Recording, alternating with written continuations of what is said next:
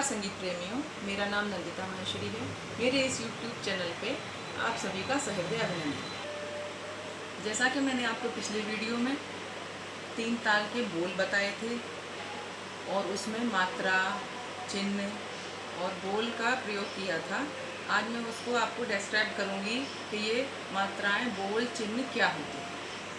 अगर आप लोगों ने मेरी पिछली वीडियो नहीं देखी हो तो आप डिस्क्रिप्शन बॉक्स पर जाकर देख सकते हैं। देखिए, मैंने आपको पिछली वीडियो में बताया था कि 3 ताल के बोल के बारे में बताया था आपको। 3 ताल के बोल होते हैं धा, धिन, धिन, धा, धा, धिन, धिन, धा, धा, तिन, तिन, ता, ता, धिन, धिन, धा। अब ये कितने बोल हो गए? 16 बोल हो गए, है ना। तो अब मैं आपको जितने बोल होते हैं उतनी मात्राएं होती हैं। जैसे कि अब इसमें ये एक बोल है, ये एक में एक ही वर्ण आ रहा है, ठीक है। तो अब मैं बताऊंगी बोल किसे कहते हैं। अब जब इसमें एक ही वर्ण आ रहा है तो जब एक आघात पर एक वर्ण आता है तो वो एक मात्रा कहलाई जाती है ना। तो ताल में बजने वाले वर्णों को हम बोल कहते हैं। बोल की डेफिनेशन है ताल में बजने वाले वर्णों को हम बोल कहते हैं। अब जैसे इस ताल में ये धा, धिन, धिन, धा, जैसे मैंने आपको भी बताया, ये बजाए जाएंगे तबले पर, ठीक है।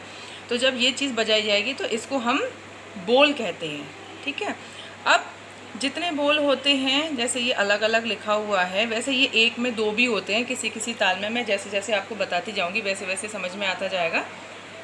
तो अब जैसे ये जितने बोल होते हैं उसके ऊपर ये उतनी ही मात्राएं होती हैं। अब जैसे धा अकेला है तो ये एक पहली मात्रा है धा, और ये धिन है, ये भी अकेला है तो ये दूसरी मात्रा है, ये तीसरी, चौथी, ये 5th, 6th, 7th, 8th, 9th, 10th, 11th, 12th, 13th, 14th, 15th, 16th। तो कहने में ये आएगा कि ये जो अपनी 3 ताल है ये 16 मात्राओं की ताल है। क्यों? अब देखिए, जैसे यहाँ 16 तक काउंटिंग लिखी हुई है तो हम ये कह सकते हैं 3 ताल 16 मात्राओं की ताल होती है, ठीक है। अब हम लोग आते हैं चिन्ह पर। ये चिन्ह क्या होता है? अब जैसे हम इन वर्णों को बोलते हैं या बजाते हैं या इसको हम ताली पर लगाते हैं, मैं आगे आपको बताऊंगी कि इसको ताली पर भी कैसे लगाते हैं। तो जैसे हम लगाते हैं तो ये यहाँ पहले क्या लगा हुआ है, पहली मात्रा पर क्रॉस का चिन्ह लगा हुआ है, ठीक है। क्रॉस का मतलब संगीत में सम कहलाता है। सम का चिन्ह ये होता है, क्रॉस का चिन्ह। इसका मतलब है कि पहली मात्रा पर आपको ताली से आघात करना है ना, और ये पहली मात्रा पर ही लगाया जाता है, ठीक। और बाकी मात्राएं उंगलियों पर इस तरीके से काउंट करी जाती है, ठीक है। और आप यहाँ पर ताली लगाएंगे, ताली इस तरीके से, ठीक है। अब ये आपकी 2, इसके नीचे इसमें चिन्ह में लिखा हुआ है 2। अब यहाँ पर आपकी दूसरी ताली आएगी, यानी ताल की पहली ताली पहली मात्रा पर, ये सम, ठीक। और दूसरी ताली 5वीं मात्रा पर आएगी और बाकी ये मात्रा उंगलियों पर ही काउंट करी जाएंगी, ठीक। नेक्स्ट, अभी आपका चिन्ह आया 0। अब इस 0 को हम संगीत में खाली कहते हैं। खाली यानी यहाँ पर ताली नहीं बजेगी, यहाँ पर ताली बजेगी और यहाँ 9वीं मात्रा पर ताली नहीं बजेगी। इसको आपको खाली हाथ को इस तरीके से हिलाकर, इधर या इधर कैसे भी हिलाकर आप उसे खाली छोड़ सकते हैं। और बाकी की जो मात्राएं हैं ये तीनों, उसको इस तरीके से उंगली पर काउंट कर सकते हैं। देन आपका आया 3। अब यहाँ 3 लिखा हुआ है, ठीक। तो ये 13 मात्रा पर 3 यानी तीसरी ताली। खाली का चिन्ह 0 ही होता है।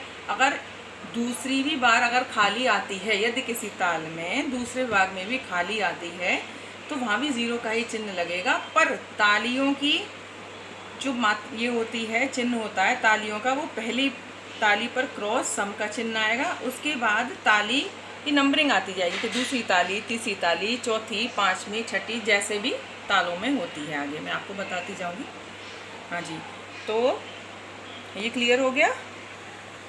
अब मैं देखिए, अब जो ये लाइंस खिंची हुई हैं इसको हम विभाग बोलते हैं, विभाग। ठीक है, तो इसमें कितने विभाग बटे हुए हैं? ये 1, 2, 3 और 4 विभाग बटे हुए हैं। तो जो 3 ताल में होते हैं 4 विभाग होते हैं, इसको हम विभाग बोलते हैं।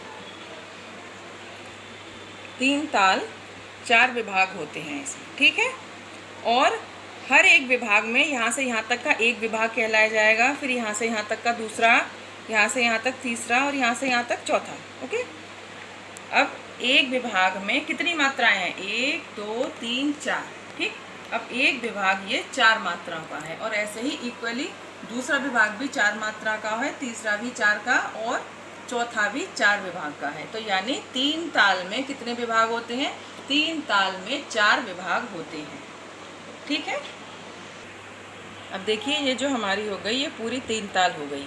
इसमें 16 मात्राएं, और ये हैं इसके बोल, और ऐसे हैं इसके चिन्ह, और ये होते हैं इसके विभाग।